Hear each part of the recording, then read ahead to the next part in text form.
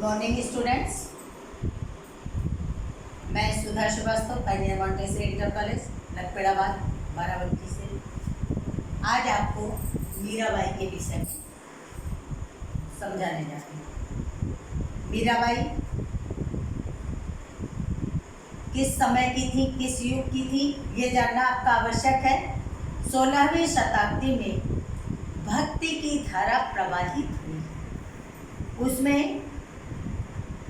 मीराबाई का विशिष्ट स्थान है।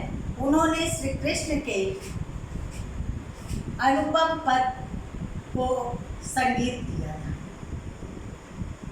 जिस प्रकार वायु के अथाह कंपनों से वन वेदिका के समूह कंपित हो जाते हैं, उसी प्रकार मीराबाई ने प्रणयानुभूत से प्रवृत्त होकर और विरहानुभूत से उच्छ्वसित होकर आनंदानुभूत से तरंगित होकर अपने पद को विभिन्न राग रागनियों में समेटा, जिसे पद या राग की संज्ञा दी गई।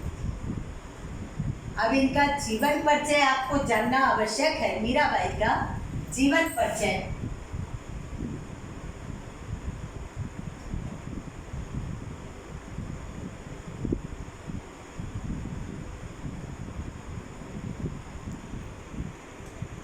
पहले बच्चों आप लोगों को मौखिक रूप से आप लोगों को जीवन परिचय समझा दे रही हूँ। फिर जीवन परिचय में किन किन बिंदुओं पर प्रकाश डाला जाता है वो लिखकर बता देंगे हम। जीवन कृष्ण भक्तनी मीराबाई का जन्म राजस्थान प्रांत के मेवाड़ जिले के चौकड़ी नामक ग्राम में सन 1498 ईस्वी में हुआ था। ये राव जोधा की प्रपौत्री और इनके चतुर्थ पुत्र रत्न सिंह की पुत्री थी। इनका बचपन बड़े लाड प्यार में व्यतीत हुआ, लेकिन बहुत ही छोटी उम्र में इनके सिर से माँ का साया उठ गया और ये जो है मातृविहीन बालिका अपने पितामह के संरक्षण में पली बढ़ी। इनके पितामह दूधाराव कृष्ण के भक्त थे और इनके ऊपर कृष्ण भक्ति का पूर्ण प्रभाव पड़ा। इन्होंने कृष्ण के को ही अपना आराध्य मान लिया और कृष्ण भक्ति में ही बचपन से लीन रहने लगे। कहा जाता है कि कुछ साधुओं का समूह इनके राजमहल में आया था, जिनके पास कृष्ण की छोटी सी मूर्ति थी। उस मूर्ति को देखकर बाल रूप होने के कारण मचलकर उन्होंने साधु से वो कृष्ण की मूर्ति ले ली और कहा जाता है कि 8 वर्ष की अवस्था में ही इन्होंने कृष्ण को अपना पति मान लिया था, प्रेतम के रूप में स्वीकार कर लिया था।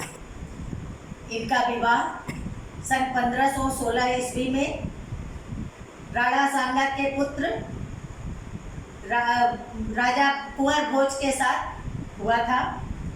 कुंवर भोज के साथ जीवन इनका सुखमय था, लेकिन जो कृष्ण भक्ति की बेल बचपन में अंकुरित हुई थी, वो इनके ससुराल में जाने के पश्चात पुष्पित और पल्लवित होने लगी।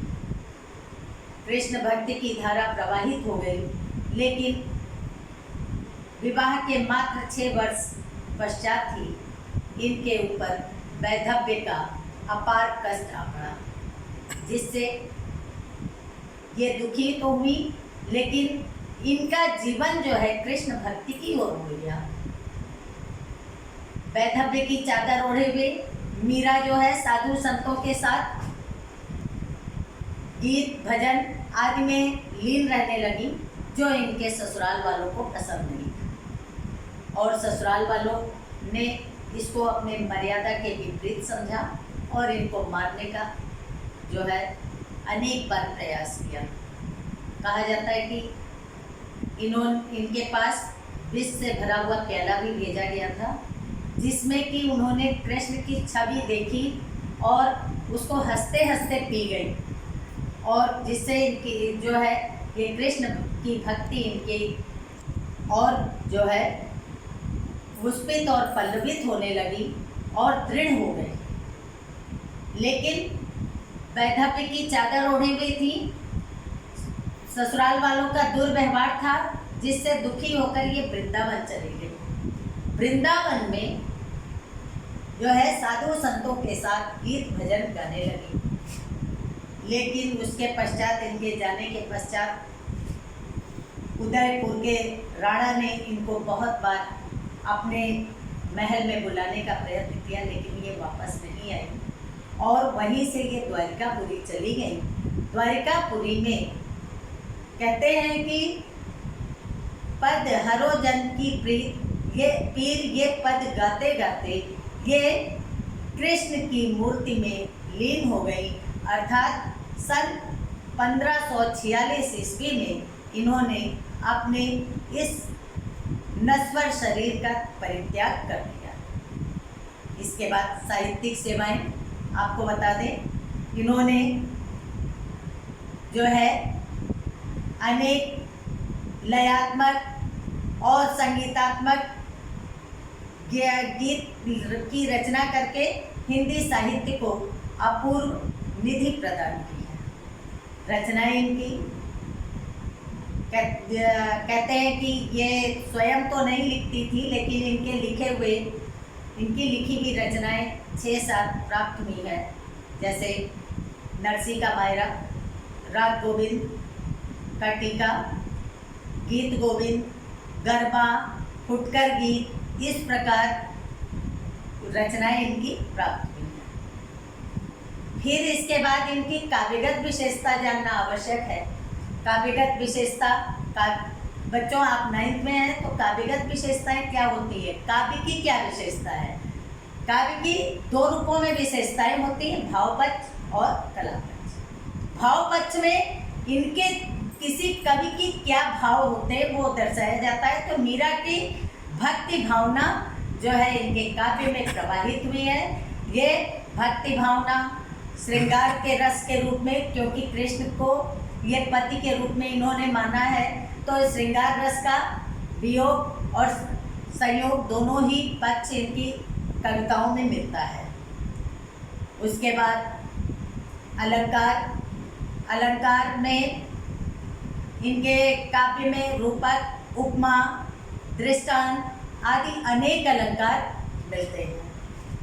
फिर छंद इन्होंने गीतात्मक रूप में गाया है, तो गीति छंद एक भावपूर्ण रचना है, भावात्मक शैली में है। तो इनके रचनाओं में गीति छंद और या गेय छंद और मुक्तक छंद पाया जाता है। शैली भावात्मक है। उसके बाद साहित्य में स्थान बता दें, जो स्थान कविता में हिंदी साहित्य में भक्तिकालीन कबीर, सूत, तुलसीदास का है, वही स्थान मीराबाई का भी है, क्योंकि ये कृष्ण की अनन्य उपासका थी और इन्होंने कृष्ण की भक्ति को अपने काव्य में प्रवाहित किया है। इनका हिंदी साहित्य में विशेष स्थान है। बच्चों, इसकी जीवनी आप लोग कैसे लिखेंगे, मुख्य बिंदु हम डाल देते हैं, वो लिखने का तरीका देख लीजिए। इस तरह आप लिख के हमको हमारे नंबर पे सेंड भी करिएगा। जन्म सन 1498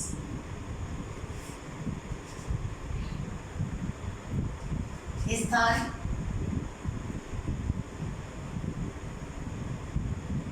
राजस्थान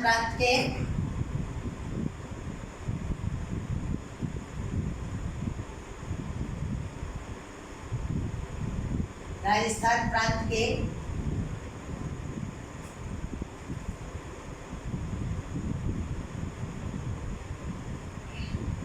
मेड़ता जिले के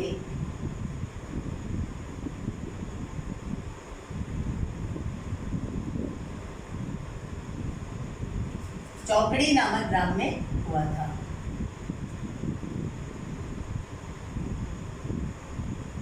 चौपड़ी नामक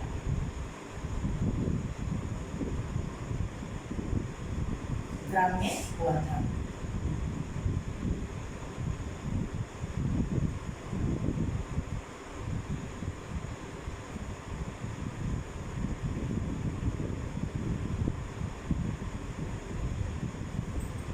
जन्म स्थान, उसके बाद मृत्यु,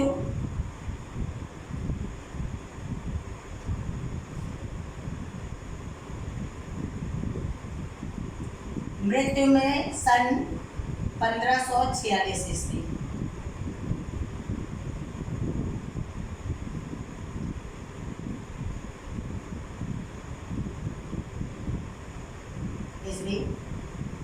साहित्यिक सेवाएं, हम मुख्य पॉइंट बच्चों आप लोगों को बता रहे हैं। ये लिखना अनिवार्य होता है और ये आप लोग हमको लिखकर दिखा भी दीजिए। साहित्यिक सेवाएं या साहित्यिक अवदान भी डाला जाता है।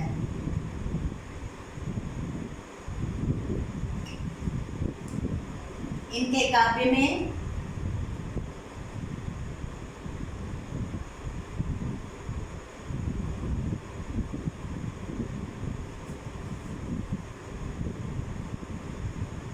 भक्ति की धारा प्रवाहित हुई है।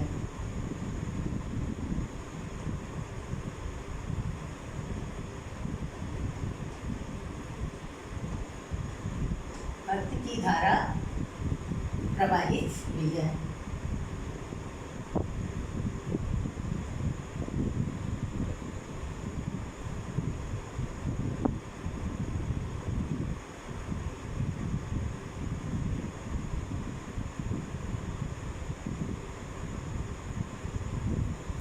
फिर रचनाएं,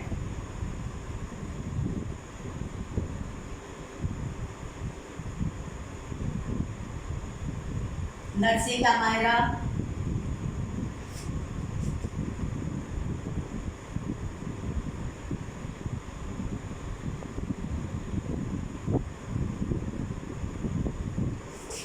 राग गोविंद का टीका,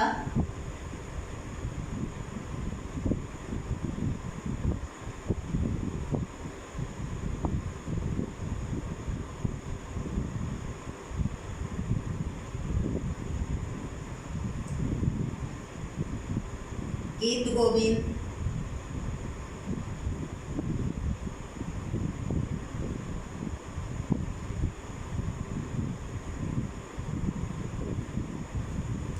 गरबा गीत,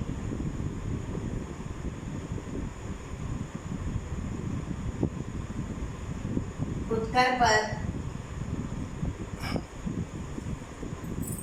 ये ऊपर बच्चों आप लोगों ने लिख लिया होगा, ये ऊपर का थोड़ा सा बिगाड़ कर बता देगा।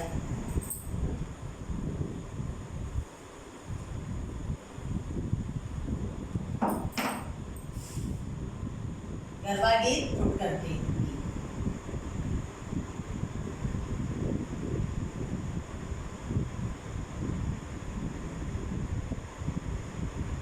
फिर इसके पश्चात आप लोगों को काव्यगत विशेषताएं, इनके काव्य की क्या विशेषताएं थी।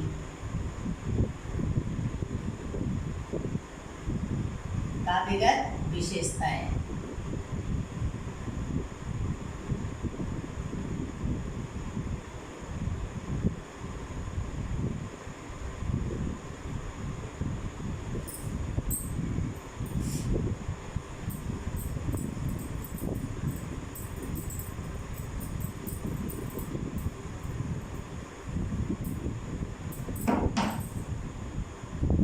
काव्यगत विशेषताएं अभी हमने आप लोगों को मौखिक रूप से बताया भी है कि काव्यगत विशेषताएं भाव पक्ष और कला पक्ष दो रूपों में होती हैं।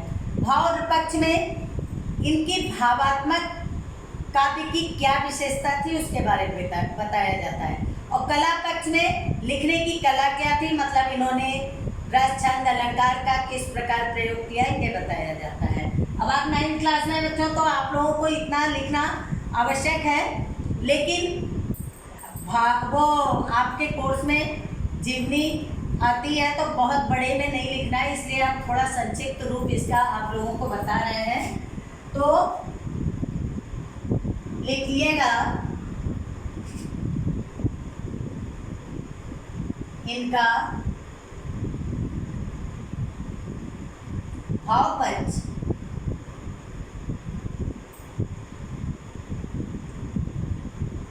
और कला पक्ष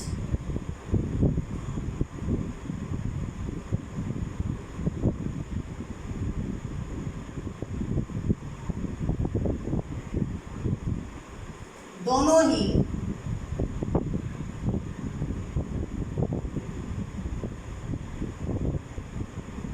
ही काव्य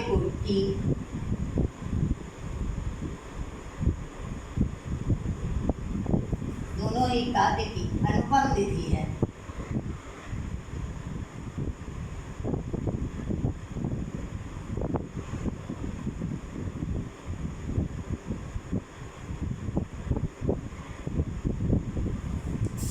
दोनों ही काव्य की अनुपम निधि है। इन्होंने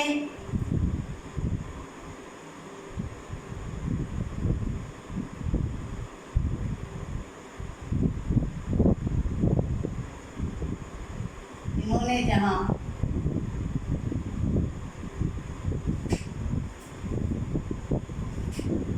भक्ति की धारा प्रवाहित की है,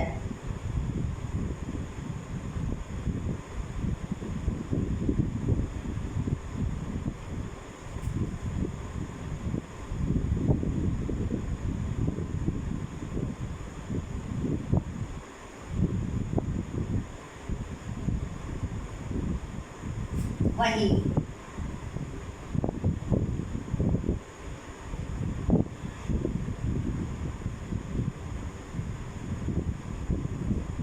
रस छंद अलंकार का भी सुंदर प्रयोग किया है। रस छंद अलंकार का भी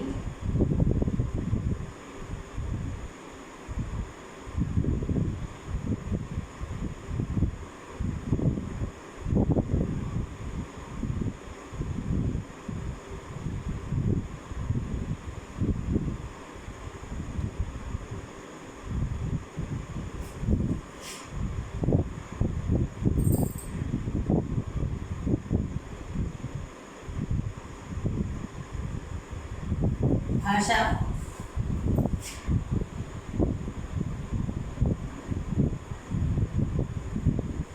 राजस्थानी,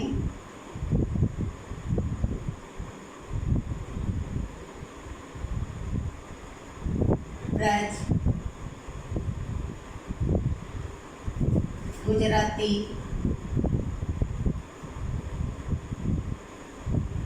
पंजाबी आदि।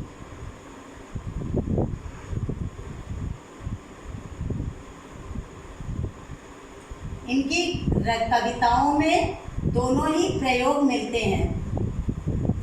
फिर रस में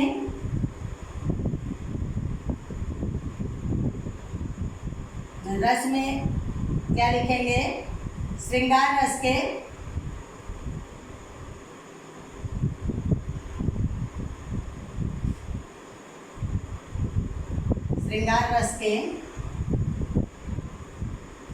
संयोग एवं वियोग, क्योंकि इन्होंने श्री कृष्ण को पति के रूप में माना है। संयोग एवं वियोग,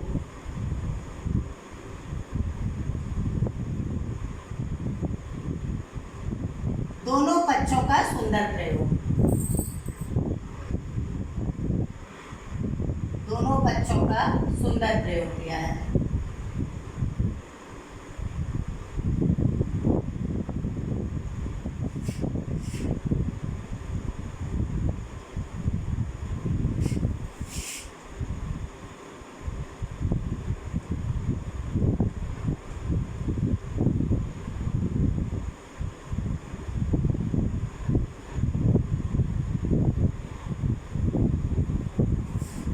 छंद में संगीतात्मक है तो गेय एवं उत्तर छंदों का प्रयोग है। गेय एवं मुक्तक छंदों का प्रयोग।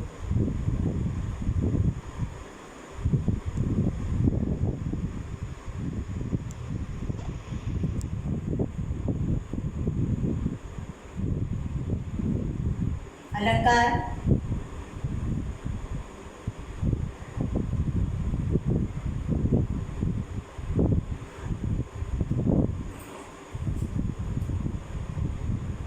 अनुप्रास,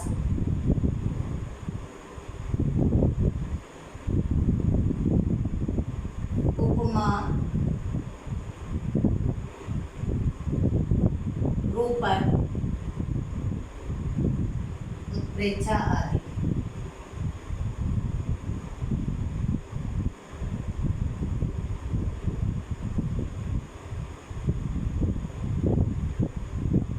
साहित्य में स्थान,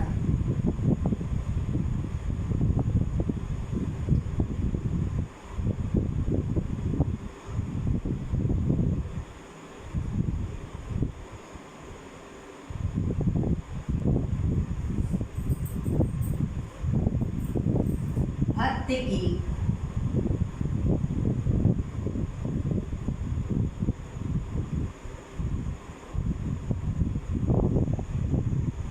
बल्कि यहाँ पे कृष्ण भक्ति डाल दीजिए, कृष्ण भक्ति की,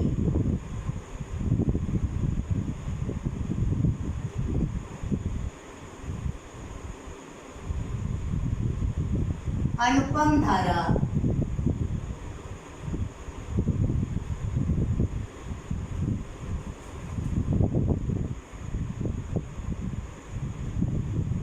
धारा प्रवाहित करने वाली,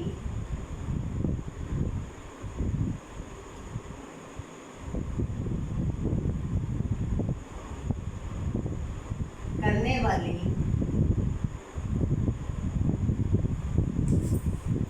कृष्ण भक्ति की अनुपम धारा प्रवाहित करने वाली मीरा का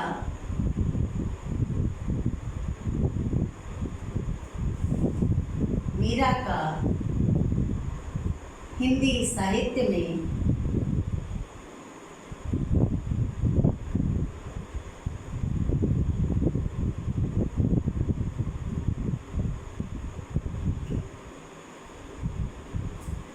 वही स्थान है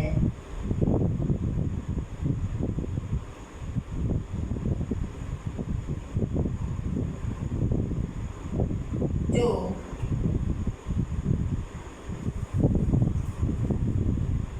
कबीर,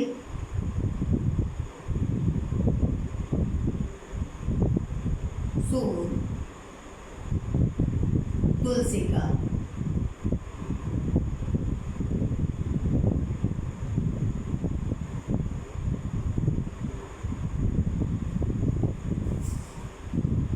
थैंक यू बच्चों। मीराबाई ने भी भक्ति की धारा को प्रवाहित करके 16वीं शताब्दी में अनुपम स्थान प्राप्त किया था। ये हमने आप लोगों को जीवन परिचय के मुख्य अंश आप लोगों को लिखवा दिए। ये और मीराबाई के बारे में मुख्य बिंदु पर प्रकाश भी डाला है हमने। इनके बारे में भली भांति जान लीजिए और इनका जीवन परिचय लिखकर आप मेरे नंबर पर डाल दीजिए, हम देख लेंगे। धन्यवाद बच्चों।